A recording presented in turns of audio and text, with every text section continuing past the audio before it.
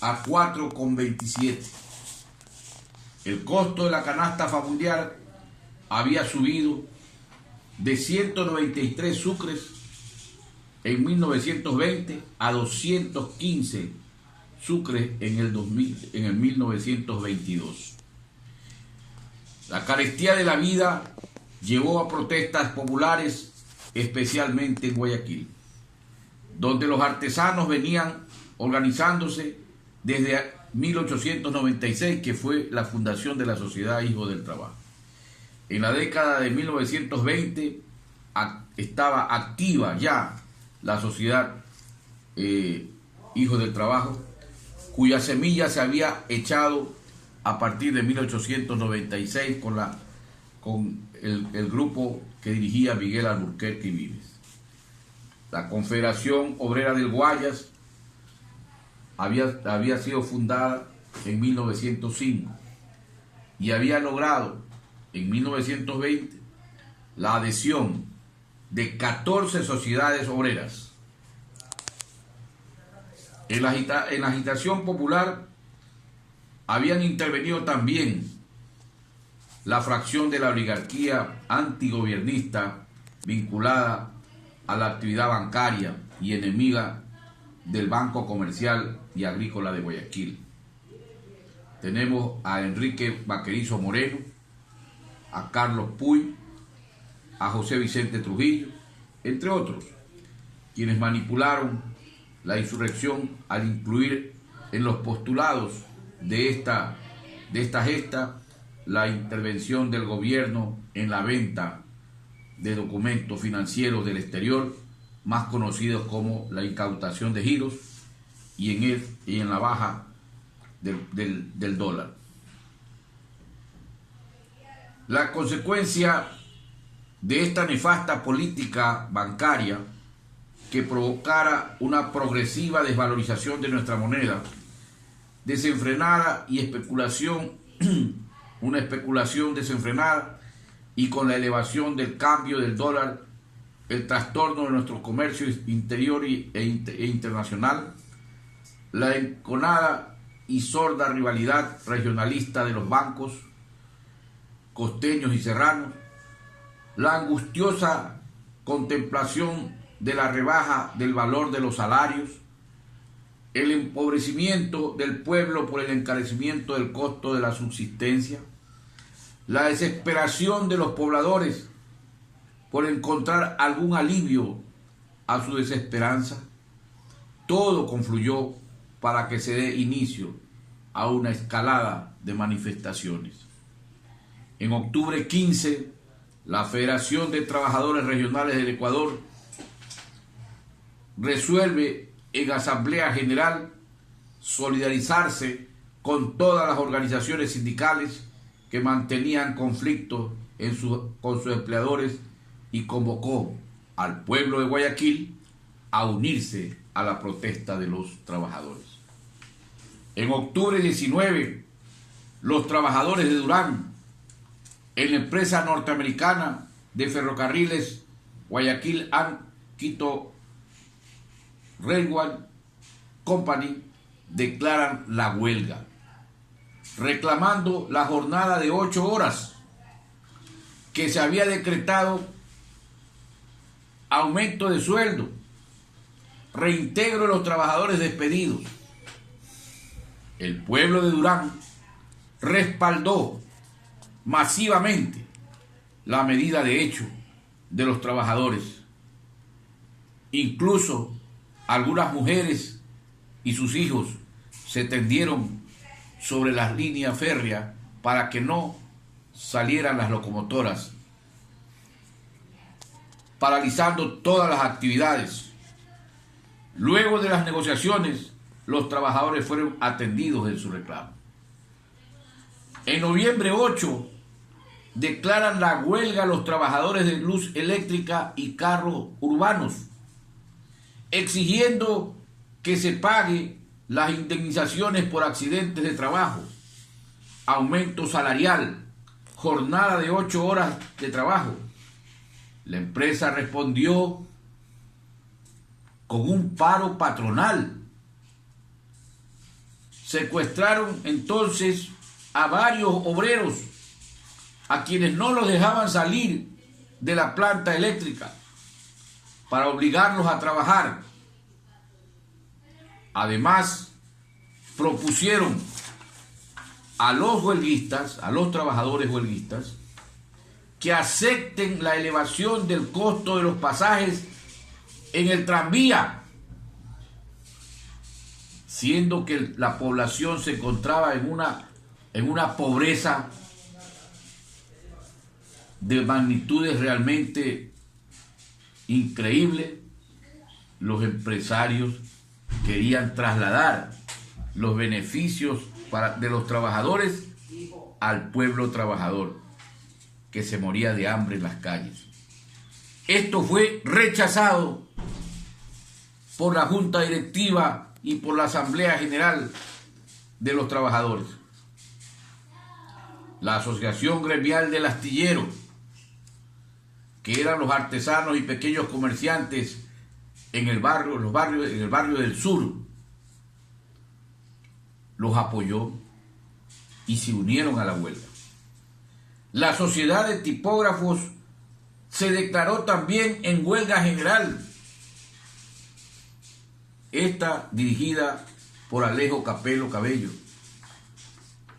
Guayaquil se quedó sin luz ni mercados durante una semana, y el 14 de noviembre la ciudad pasó al control de las fuerzas populares, de los trabajadores, cuyos directivos en aquel momento, faltos de experiencia, no pudieron contenerla. Noviembre 13, la Gran Asamblea de Trabajadores de Guayaquil decretó paro general, exigir la libertad de los trabajadores detenidos, entre los que se encontraba Juan Guapaya, secretario de Actas de la Federación Regional de Trabajadores. En esta misiva enviada al gobierno se le hace conocer la resolución que decía textualmente: estamos vinculados por un gran imperativo, el hambre, y no toleraremos que el déspota capitalista quiera pisotear nuestros derechos. Si ellos viven en medio de la abundancia y de la orgía, es debido a nuestros brazos, a nuestras energías y a veces hasta de nuestras vidas. Cierro. A partir de la declaratoria de huelga general, las autoridades, como el gobernador de la provincia, debieron pedir permiso para transitar por las calles de Guayaquil al comité de huelga, para poder trasladarse de su casa a su despacho. Quienes así lo hicieron, la prensa al servicio de la burguesía y en contra de la clase obrera, no faltaron los comentarios de la prensa oligarca que decía: la ciudad de Guayaquil está a merced de bandidos y ladrones. Esto en titulares. En los días 14 y 15 de noviembre se dieron sendas asambleas populares respaldando la huelga. Las concentraciones de los trabajadores eran desde la mañana hasta la noche. La agitación se elevaba cada vez más y más. El comité de huelga fue llamado a la gobernación, a donde acudieron los delegados de la asamblea. Se les dijo que serían liberados los dirigentes detenidos y que una comisión de alto nivel vendría de Quito, de la Presidencia de la República, para negociar las reclamaciones de los trabajadores. Pero todo resultó ser un vil engaño. Entonces se conoció que el presidente de la República, José Luis Tamayo, había enviado al general Enrique Barriga, entonces jefe militar de plaza acantonado en Guayaquil, el siguiente telegrama, cuyo texto leo: espero que mañana a las 6 de la tarde me informará que ha vuelto la tranquilidad a Guayaquil, cueste lo que cueste, para lo cual usted queda autorizado. Era una orden de matar, era una orden de cometer todos los abusos que se hicieron.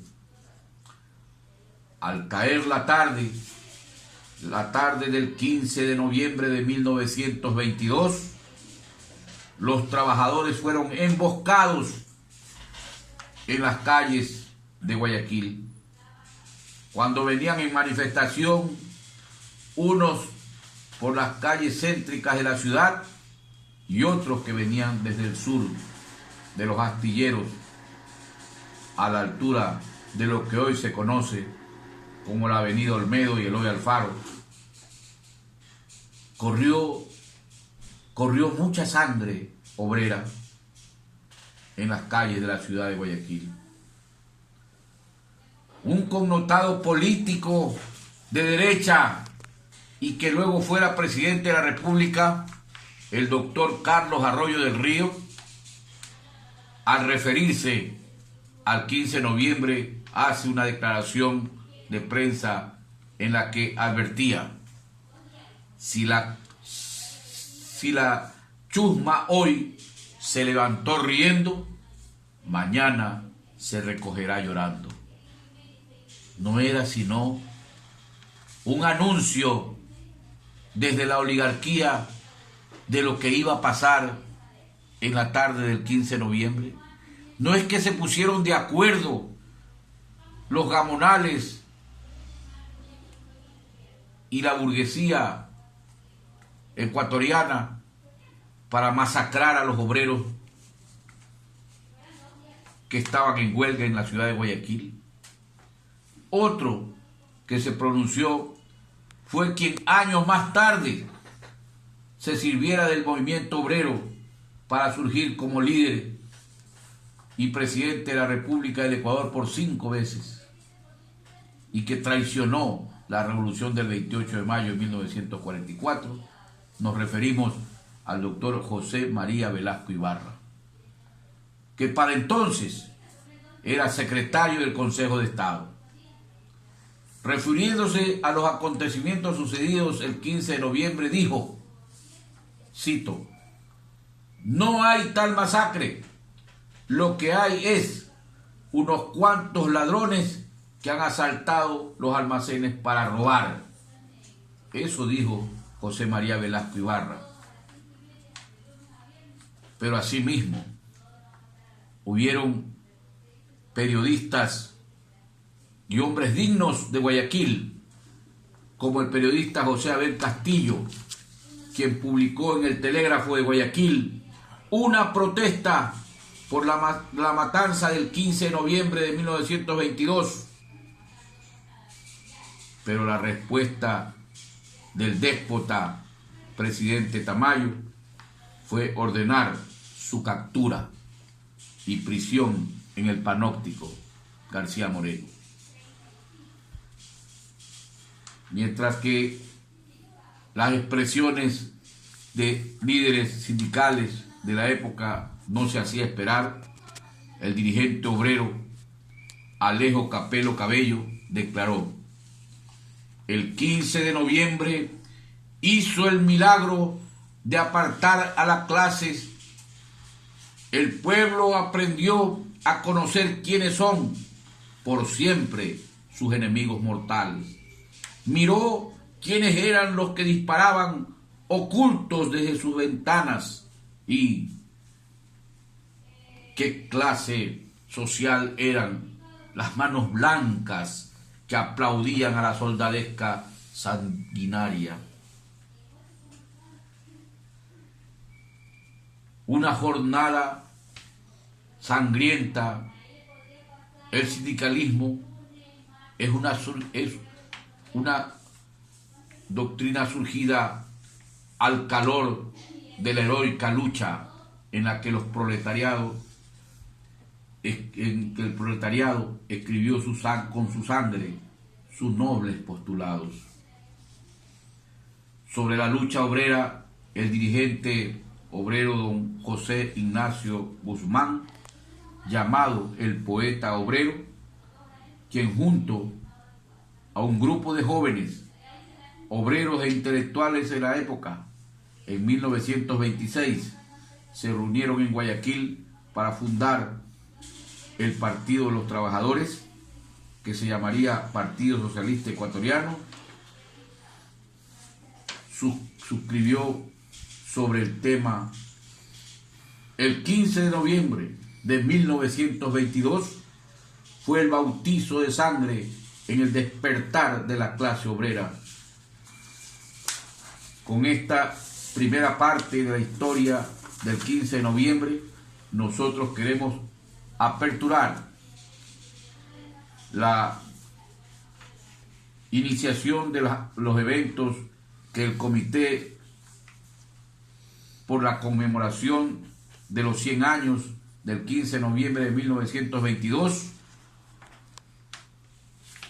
ha hecho en la Sociedad Hijos del Trabajo, y llamamos a las organizaciones de trabajadores, de campesinos, indígenas, del pueblo en general, para que en cada una de las organizaciones se organicen los comités por la conmemoración del 15 de noviembre, para al final, en una gran sesión que se convoque en lo posterior, conformar el Comité Nacional por la conmemoración de la masacre del 15 de noviembre de 1922, y que como ahora se ha declarado fecha histórica por el Congreso Nacional, ¿no?